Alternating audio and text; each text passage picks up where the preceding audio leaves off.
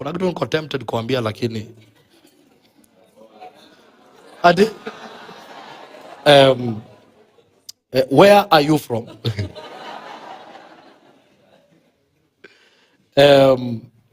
This is very key, okay? This is very key.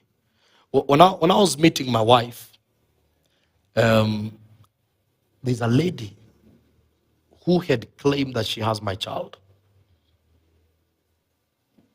And the case was so bad, but I told my wife.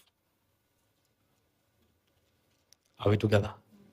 I told her, by the way, this is me. There's this claim. Of course, a few things happened. The reason why I didn't want to tell you is because it's an ongoing, it's a case that never ended, but it's gonna end soon. Are we together? Now you know I say discipleship is you. Open your scars. And so before I got married, I told her, by the way, there's this claim. And whatever happened at that time, it happened in a phase that I was in a heartbreak.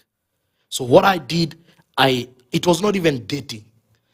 It's the way you are so hurting and you feel like you want to revenge. And in that vengeance, you fall in sin.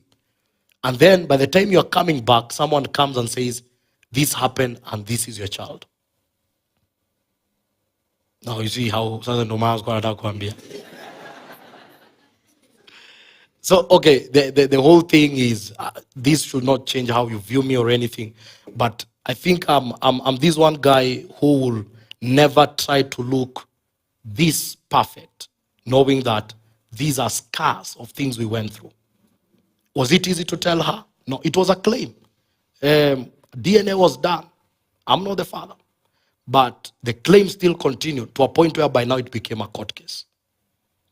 Are you getting it? So mukiona kwa magazeti sasa sinimwambia. But God is fighting for us. Are we together? But this is what I said, by the way, and I told my wife, if this is my child, if I'm going to marry you, we have to take care of her, of him. If this is not, then I'm not involved. And this was my stand. If it will affect my faith for doing the right thing, I'd rather do the right thing than look perfect outside. Changing lives of men and your very own is dying. Are you getting it? So, and I know we live in a time where it's very critical. So I was very open. Now that's what I'm telling you, we took Cold Stone. Because we had to share. She also had a part of the story and she shared.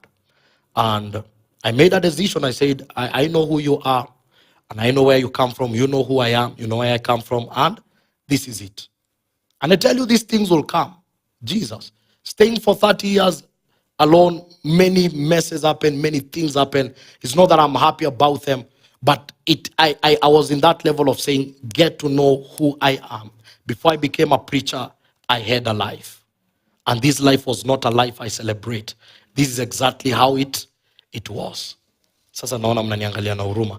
Watu wa Mungu, we don't preach from perfection. Some of us mkiona vile tunaomba is because we know the grace of God. Are we together? We know that if God was not by our side, we will be dead.